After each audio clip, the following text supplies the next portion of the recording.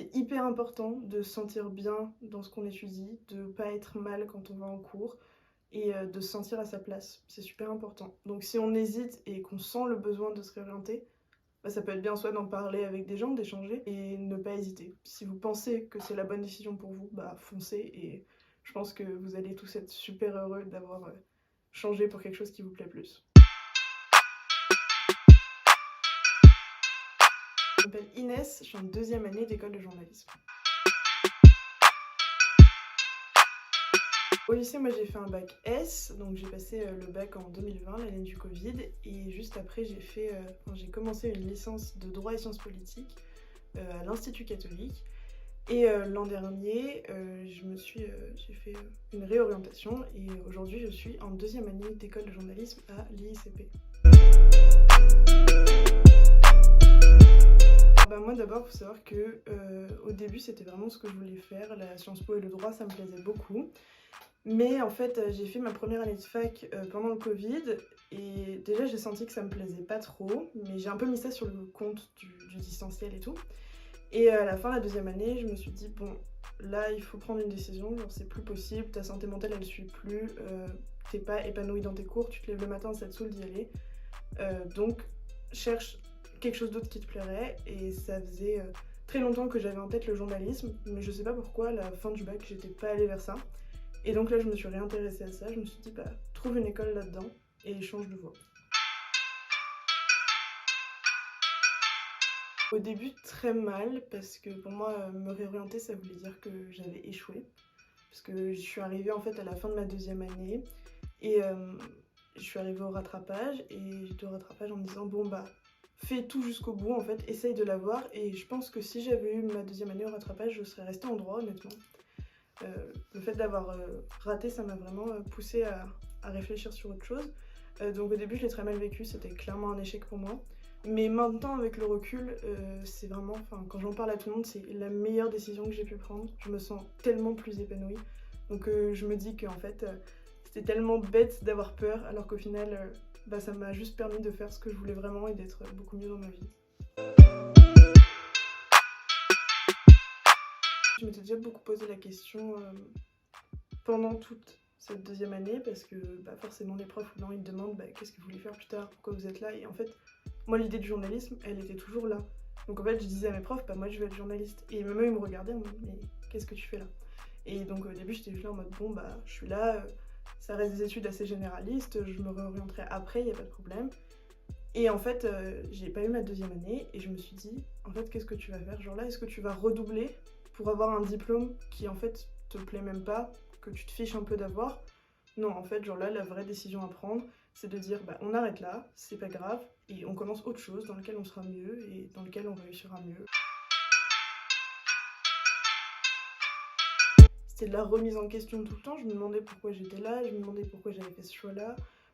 Enfin, beaucoup de moments très compliqués où juste, je passais mes journées à pleurer parce que je savais pas ce que je foutais là, je me disais, mais en fait, pourquoi t'as pris cette décision? Et c'était super dur parce qu'en général, quand t'es pas dans des études qui te plaisent, bah, c'est rare que tu sois performant. Donc en plus, les études te plaisent pas, t'as pas des bonnes notes, t'as du mal à être à fond dans le truc. Aussi, au bout d'un moment, je finissais par avoir un décalage avec mes amis parce que eux, ils étaient à fond dans le projet, ils avaient leur projet pro et tout, et moi j'étais derrière, je savais pas trop ce que je faisais là, j'avais l'impression d'être un peu la touriste qui venait en cours de temps en temps. Donc ça a beaucoup impacté aussi sur ma confiance en moi. Parce que pendant 2 ans, je me suis dit, mais en fait, les études sup, c'est pas pour moi. J'y arrive pas, j'ai pas des bonnes notes, je me sens pas bien et tout. Donc ouais, ça a eu beaucoup d'impact, surtout sur ma santé mentale. Forcément un peu physique aussi, parce qu'au bout d'un moment, ça déteint. J'avais jamais envie d'aller en cours, j'étais tout le temps fatiguée, je restais chez moi et tout. Donc franchement, ça peut avoir des énormes impacts de juste ne pas faire un truc qui nous plaît. Enfin, moi, c'est ce que j'ai ressenti en tout cas. Franchement, moi j'ai trouvé ça compliqué parce que quand j'ai dit après mes rattrapages que bah, en fait j'allais pas me réinscrire, que je voulais pas continuer, bah l'école en fait elle m'a un peu laissé, enfin pas laissé tomber, mais elle m'a pas donné de conseils pour ce que je devais faire après.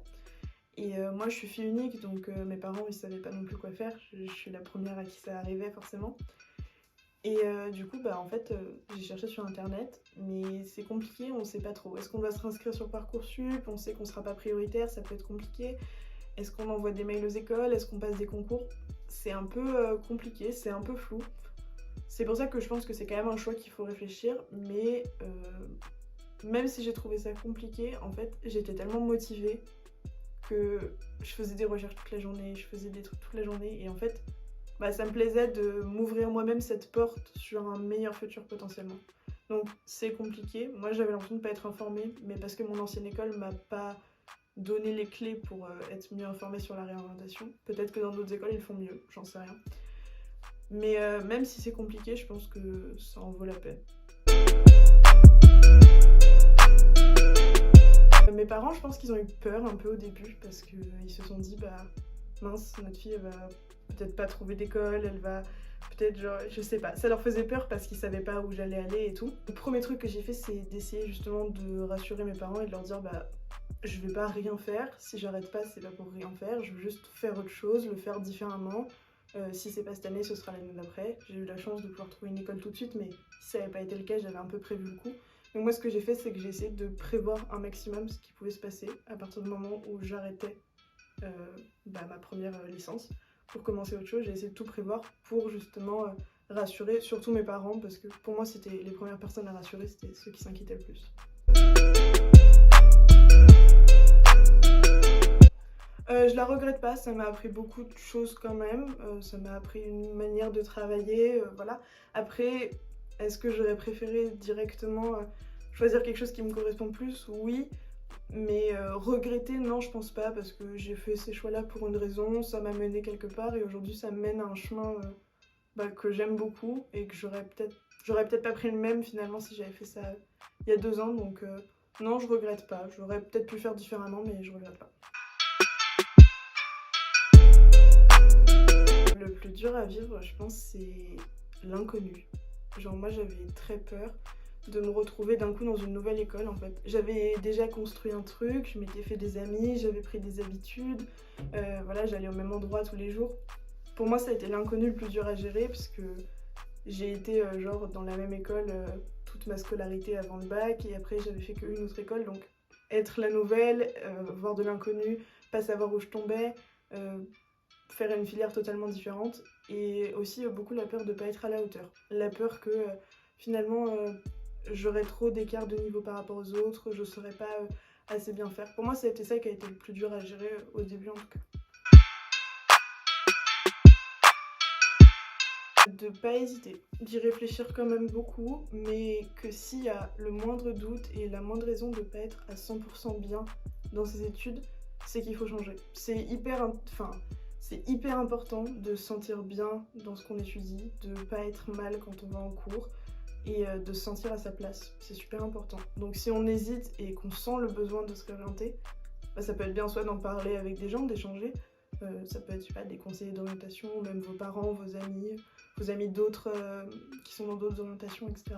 Et ne pas hésiter. Si vous pensez que c'est la bonne décision pour vous, foncez, et je pense que vous allez tous être super heureux d'avoir changé pour quelque chose qui vous plaît plus. Déjà, je dirais écoutez que vous-même, votre propre avis. Vos parents, même si c'est super important, même si on a peur de les décevoir et tout, c'est pas eux qui se lèveront tous les matins pour faire vos études, c'est que vous. Donc suivez que ce que vous avez envie de faire, même si c'est risqué, même si vos parents ils vous soutiennent peut-être un peu moins. Je pense qu'au final, ils préféreront vous soutenir sur une voie d'études qu'ils aiment un peu moins que de vous voir tous les jours mal. Et après, sinon, justement, ne pas avoir peur de se dire j'ai choisi le mauvais truc. De se dire c'est pas grave, j'essaye ça, et si ça marche pas, je pourrais toujours faire autre chose.